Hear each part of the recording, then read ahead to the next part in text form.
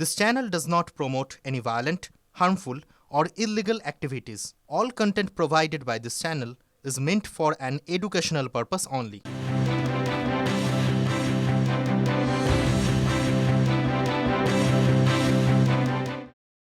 জন্য জেতানোর সংকল্প নিয়ে আপনারা সবাই বাড়ি যাবেন এই আবেদন করব।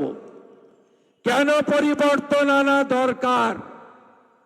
পরিবর্তন এই জন্য আনা দরকার, 34 বছরের বাম রাজত্ব, 15 বছরের তৃণমূলের রাজত্বে এই রাজ্য এগিয়ে যাওয়ার বদলে পিছিয়ে গেছে। আগে এখানে যে বললাম আমরা আনডিভাইডেড বিহার, আনডিভাইডেড ইউপি, কত মানুষ এখানে আসতেন, এসে বসতবাটি করে স্থায়ী বাসিন্দা হয়ে গেছেন, সন্তান সন্ততিকে নিয়ে এখানে নিজেরা নাগরিক হয়ে গেছেন। কেন? তার কারণ চারিদিকে জুট মিল ছিল। এই এলাকার গঙ্গার পাড়ে একাধিক শিল্প ছিল, এখানে কাজ পাওয়া যেত। আর আজকে মমতা ব্যানার্জির রাজত্বে এখানে একটার পর একটা জুট মিলে তালা চাবি লাগানো হচ্ছে। আর রাজ্য সরকার প্রমোটিং করার জন্য জুট মিল বা শিল্পের বন্ধ থাকা জমি আজকে দিয়ে দিচ্ছে, সেল করে দিচ্ছে। আপনারা কি এই অবস্থার পরিবর্তন চান না? নিশ্চয় চান। যদি চান তাহলে ভাটপাড়া থেকে তৃতীয়বারের জন্য ভারতীয় জনতা পার্টিকে জেতাতে হবে। ভারতীয় জনতা পার্টি নরেন্দ্র মোদীজির নেতৃত্বে 20টা রাজ্যে এনডিএ সরকার তৈরি করেছে। আমরা যদি আরো পিছিয়ে যাই তাহলে আপনারা দেখবেন অবিভক্ত বঙ্গ। গৌড়ের রাজা শশাঙ্ক এই বঙ্গ সৃষ্টি করেছিলেন, তারপরে অনেক জল গড়িয়েছে, বিহার হয়ে গেছে, বিহারকে বলা হয় অঙ্গ। উড়িষ্যা হয়েছে, বলা হয় কলিঙ্গ। আর আমরা মাঝে রয়ে গেছি, আমাদের নাম হলো বঙ্গ। 24-এ লোকসভা নির্বাচনের সাথে উড়িষ্যায় ভোট হয়েছিল। উড়িষ্যায় এই প্রথম ভারতীয় জনতা পার্টি প্রভু জগন্নাথের আশীর্বাদ নিয়ে জয় জগন্নাথ, জয় বলরাম, জয় মাতা সুভদ্রা বলে কলিঙ্গতে আজকে গেরুয়া পতাকা উঠছে। একইভাবে যে বিহারে জঙ্গল রাজ ছিল, যে বিহারে সন্ধ্যার পরে কেউ বাড়ি থেকে বেরোতে পারত না, শাহাবুদ্দিনদের রাজত্ব ছিল, সিওয়ানের পালোয়ান, অপহরণ হতো, বাচ্চা থেকে ব্যবসায়ী, কোটি কোটি টাকা আদায় করা হতো। বিহারকে বলা হতো জঙ্গল রাজ চলছে। আর কেউ কেউ মস্করা করে বলতেন সমোসা মে আলু আর বিহার মে লালু। আজকে নীতিশ কুমারজির নেতৃত্বে, নরেন্দ্র মোদীজির নেতৃত্বে বিহারে সুশাসন ফিরে এসেছে, জঙ্গল রাজ খতম হয়েছে।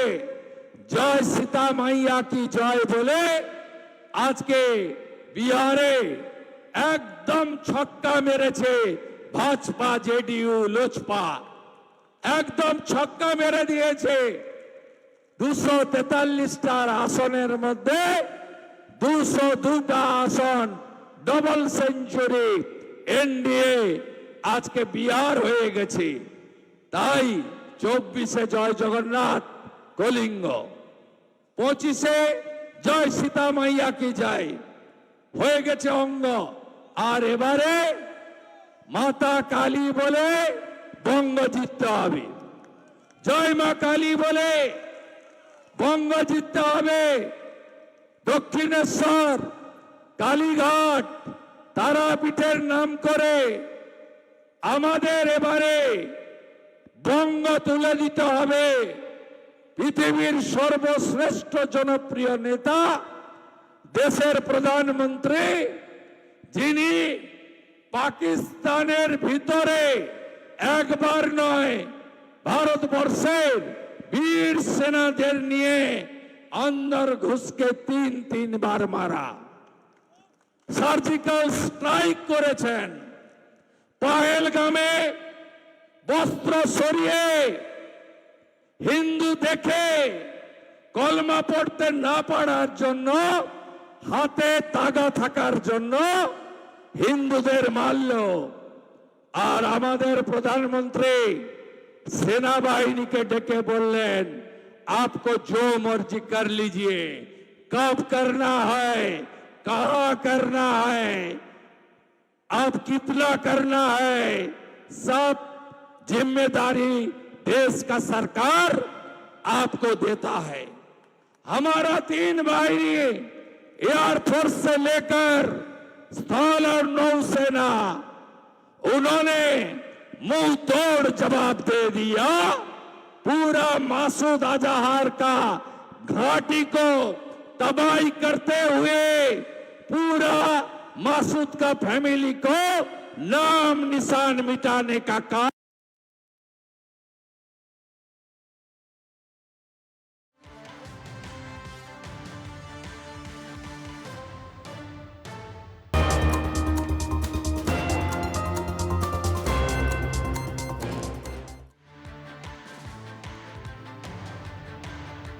আর এই মুহূর্তে যে খবরের দিকে নজর রাখবো, রাষ্ট্রপতির সঙ্গে সাক্ষাৎ, রাজ্যপাল সিভি আনন্দ বোসের রাজ্যের সার্বিক পরিস্থিতি জানাতেই সাক্ষাৎ। খবর সূত্রে ভোটের আগে রাজ্যের সার্বিক পরিস্থিতি জানিয়েছেন রাজ্যপাল।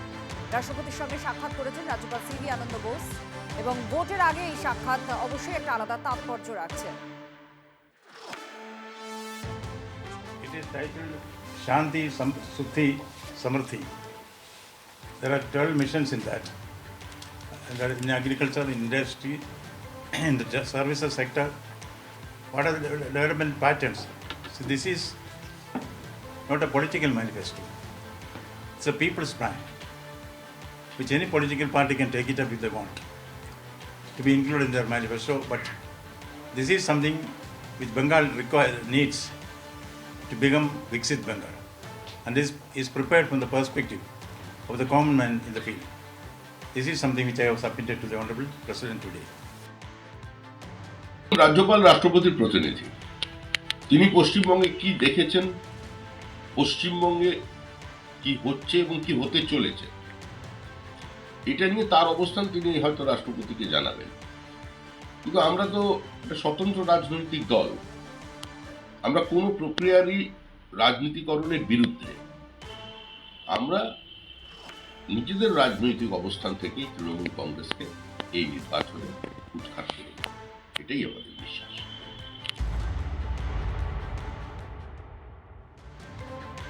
অন্যদিকে বিতর্কের মাঝেই মুস্তাফিজুর রহমানকে এক প্রকার সরিয়ে দেওয়ারই সিদ্ধান্ত নিল কেকেআর। তার কারণ এর আগে বিসিসিআই এর তরফ থেকে এমন নির্দেশ ছিল, সেই নির্দেশ কার্যকর করতে এই মুহূর্তে এই পরিস্থিতিতে আপাতত বাধ্য হলো কেকেআর। তার কারণ দেশজোড়া বিতর্কের মধ্যে কেকেআরকে চিঠি দেন বিসিসিআই সচিব। চলতি বছরে বাংলাদেশ সফরে যাওয়ার কথা ভারতীয় দলের, ফলে এক্ষেত্রে বাংলাদেশ সফর নিয়েও কি কড়া অবস্থান নেবে বোর্ড, এ প্রশ্ন থেকেই যাচ্ছে। Which is going on all across. BCCI has instructed the franchisee KKR to release one of their player, Mustafizur Rahman of Bangladesh, from their squad. And BCCI has also said that if they ask for any replacement, BCCI is going to allow that replacement.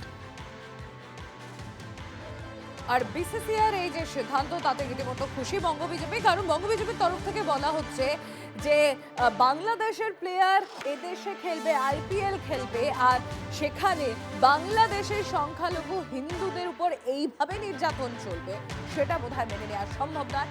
এবং সেই কারণেই নিজেদের প্রতিক্রিয়া ব্যক্ত করেছে বঙ্গ BJP. ভারতবর্ষের এসে এখানে খেলবে এবং ভারতের থেকে টাকা নিয়ে গিয়ে বাংলাদেশে নিয়ে যাবে এবং সেখানে বাংলাদেশেই হিন্দুদের ওপর অত্যাচার হবে, সেটা বরদাস্ত করা যাবে না।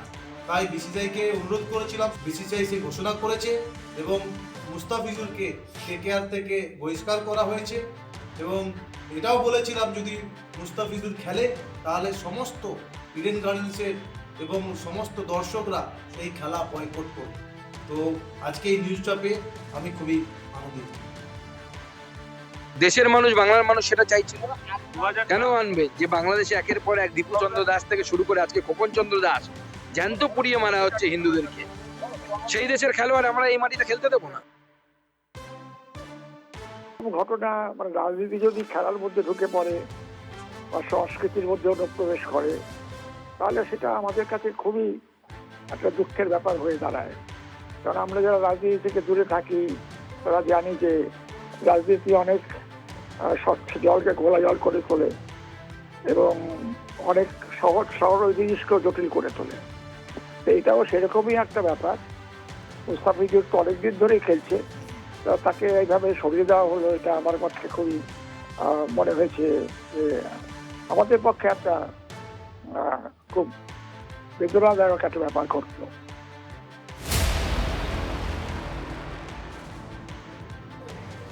বাংলাদেশি চিহ্নিত করায় রোষের মুখে পড়তে হলো বিএলওকে। ডানকুনিতে এই ঘটনাটি ঘটেছে এবং বিএলওকে যথেষ্টই মারধর করা হয় বলে জানতে পারা যাচ্ছে, এমনটাই অভিযোগ। এখনো পর্যন্ত ডানকুনি 2 নম্বর ওয়ার্ডের মহিলা বিএলওকে মারধর করা হয়, হেনস্থা করা হয়, অভিযোগ এমনটাই। অভিযোগ পেয়েও পুলিশ কোনো রকম পদক্ষেপ করেনি বলে বিএলও নিজে দাবি করেছেন।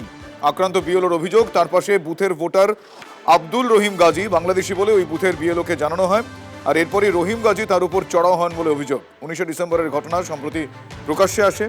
ডানকুনি থানায় অভিযোগ দায়ের করলে পুলিশ কোনো রকম ব্যবস্থা গ্রহণ করেনি বলে তিনি অভিযোগ করছেন। স্থানীয় তৃণমূল কাউন্সিলর দুপক্ষকে ডেকে মিটমাটের চেষ্টা করেন, যদিও বিএলও সেই ডাকে সাড়া দেননি বলে কাউন্সিলর জানিয়েছেন। বিএলওকে মারধরের অভিযোগ যদিও ওই অভিযুক্ত অস্বীকার করেছেন। আমার ওপর হামলা ঘটনা হয়েছে 2002-এ। আব্দুল রহিম গাজীর এখানে নাম নেই, ওনার বাংলাদেশে জন্ম হয়েছে। এই দেশে কোনো বর্ধমান থেকে একটা প্রমাণ প্রুফ এনেছে, কোনো ভাড়াটিয়া মানে ভাড়া করে বাবা মা হোক গার্জেন দাঁড় করিয়ে এসআইআরের ফর্ম ফিল আপ করেছে। এই কথাটা আমি মানে বিডিও ম্যাডামকে, আমাদের যে সুপারভাইজার ম্যাডাম ভোটের যে দায়িত্ব মমিতা ম্যাডামকে আমি জানিয়ে দিয়েছি। আমাকে জুতোই করে এখানে ফটাফট মেরেছে, এরকম করে ঘুষি মারছে। এই পাড়া প্রতিবেশী যদি না থাকতো আমাকে মেরে ফেলতো। থানায় আমি চিঠিটা দিয়ে দিয়েছি, থানা থেকে পুলিশের গাড়ি এলো আর চিঠিটা ক্যাপচার করলো, আমাকে রিসিভ কপিটা দেয়নি ওরা।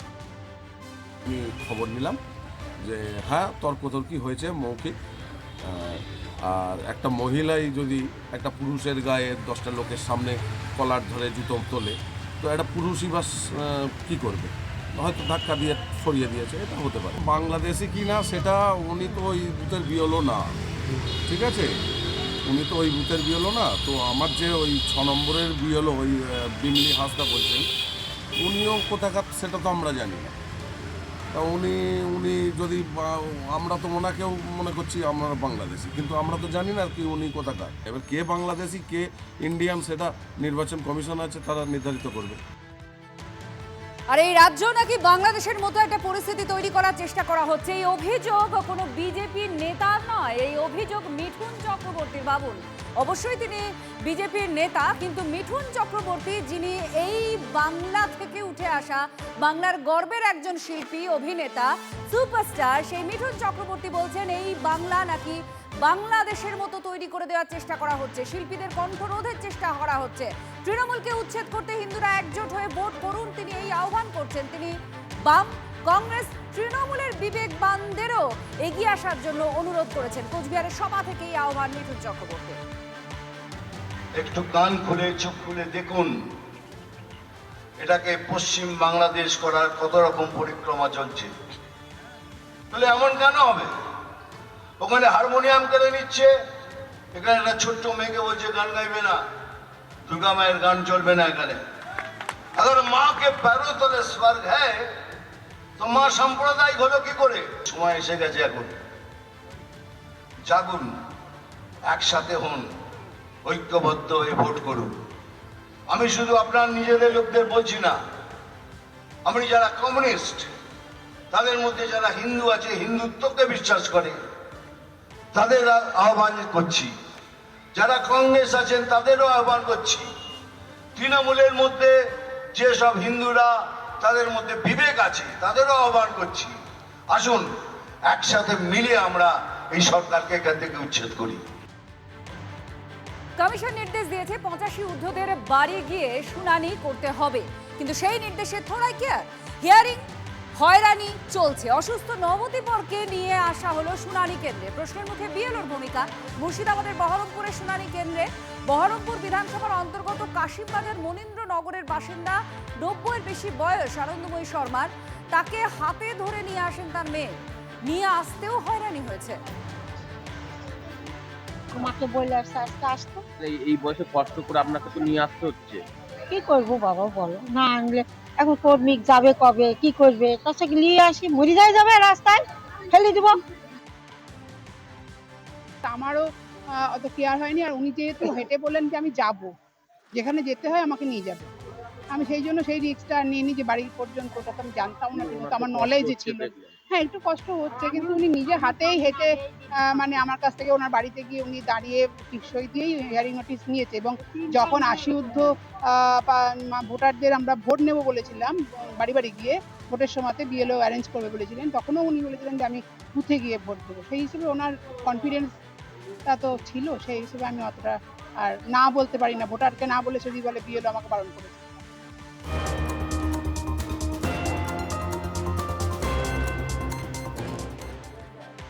আবারও জ্ঞানেশ কুমারকে ভ্যানিশ কুমার বলে কটাক্ষ করলেন অভিষেক বন্দ্যোপাধ্যায়। শুধু তাই নয়, তিনি বিজেপিকে আরও অনেক রকমভাবেই নিশানা করলেন। সংবিধান যারা বদলে দেওয়ার চেষ্টা করছেন তারা আগামীতে শেষ হয়ে যাবে। বিজেপির কথায় জনতাকে দুর্ভোগে ফেলছেন, জীবিতকে ভূত বানিয়েছেন, এত বড় জাদুকর আগে দেখেনি। ঠিক এভাবেই তোপ দেখেছেন অভিষেক বন্দ্যোপাধ্যায়। শোনাবো আপনাদের কি বলেছেন তিনি। ये संविधान को जो लोग बदलना चाहते हैं, संविधान के ऊपर वार करके संविधान को मिटाना चाहते हैं, वो खुद ही देश से मिट जाएंगे, वो खुद ही चूर चूर हो जाएंगे। और जो लोग बीजेपी के नाम पे, बीजेपी का कहने पे आम जनता को गुमराह कर रहे हैं, खास करके वैनिश कुमार कौन है पता है? जिंदा लोगों को भूत बना देते हैं। इससे बड़ा जादूगर मैंने आज तक पूरे देश में नहीं देखा। पीसी सरकार से भी बड़ा जादूगर भाई, जिंदा लोगों को भूत बना दिया। বালি পাচার মামলায় এবার চার্জশিট পেশ করলো ইডি। 18 জনের বিরুদ্ধে চার্জশিট পেশ করেছে এনফোর্সমেন্ট ডাইরেক্টরেট। অরুণ সারাফ সহ 18 জনের নাম আছে ইডির চার্জশিটে। জিডি মাইনিং সংস্থার ডিরেক্টর অরুণ সারাফ। ইডির চার্জশিটে নাম এই সংস্থার আরও 4 জন কর্মীর। 145 কোটি টাকা দুর্নীতির উল্লেখ রয়েছে চার্জশিটে। এবার বালি পাচার মামলায় বিশেষ ইডি আদালতে চার্জশিট দিল এনফোর্সমেন্ট ডিরেক্টরেট। ইডি সূত্রে খবর, শনিবার বিশেষ পিএমএলএ আদালতে তারা চার্জশিট দাখিল করেছে এবং 4700 পাতার নথিসহ এই চার্জশিট দাখিল করা হয়েছে। এবং চার্জশিটে মূল অভিযুক্ত হিসাবে নাম রয়েছে গ্রেফতার হওয়া বালি ব্যবসায়ী অরুণ সারাফ এবং তার সংস্থার 3 কর্মীর। একই সঙ্গে আরও 14টি সংস্থার নামে এই চার্জশিট দেওয়া হয়েছে। ইডি সূত্র মারফত জানা যাচ্ছে যে এই সংস্থাগুলির নামে বালি পাচারের টাকা, কালো টাকা সাদা করা হয়েছে এবং এখনও পর্যন্ত ইডির তদন্ত যা এগিয়েছে, অর্থাৎ এই চার্জশিট দেওয়া পর্যন্ত 145 কোটি টাকার আনুমানিক অঙ্কের দুর্নীতির হদিশ তারা পেয়েছেন। তদন্ত আরও চলছে, ফলে দুর্নীতির অঙ্ক কোথায় গিয়ে পৌঁছায় সেটাই এখন দেখার। মূলত ইডি চার্জশিটে যেটা জানিয়েছে আদালতে, যে বালি তোলার ক্ষেত্রে যে সরকারি নথি এবং যে কিউআর কোড থাকে, সেই কিউআর কোড স্ক্যানার জাল করে, নথি জাল করে এই কোটি কোটি টাকার দুর্নীতি করা হয়েছে। এবং সেই কোটি কোটি টাকার দুর্নীতি টাকা কারা ভোগ করেছে, কাদের কাছে গিয়েছে, অর্থাৎ কারা কারা বেনিফিশিয়ারি, সেটির এখন তদন্ত চলছে এবং পরবর্তীতে সাপ্লিমেন্টারি চার্জশিট তারা আদালতে দাখিল করবে বলেও আদালতে জানানো হয়েছে। ক্যামেরা গৌরব পালের সঙ্গে সুজয় পাল, TV9 বাংলা, কলকাতা। 60 দিনের মাথায় অরুণ সারাফ সহ 4 জন ন্যাচারাল পার্সনের এগেনস্টে আর 14টা কোম্পানির এগেনস্টে চার্জশিট ফাইলিং হয়েছে। স্যান্ড সিলিং অ্যান্ড বাইফার্কেশন, মূলত এটাই হচ্ছে অভিযোগ। আপাতত যা তদন্ত এসছে, তারা অ্যারেস্টেড নয়, তাদেরকে কোর্টের থেকে পারমিশন চাওয়া হয়েছে, তাদেরকে কোর্ট প্রসেস ইস্যু করবে। এখনও পর্যন্ত জিডি মাইনিংয়ের এগেনস্টে যেটা পাওয়া গেছে সেটা হচ্ছে almost around 87 crore rupees stock shortage আর 59 crore rupees around cash could not be accounted for এখনো পর্যন্ত। চার্জশিট নিয়েছেন, কগনিজেন্সের জন্য নেক্সট ডেট পড়বে।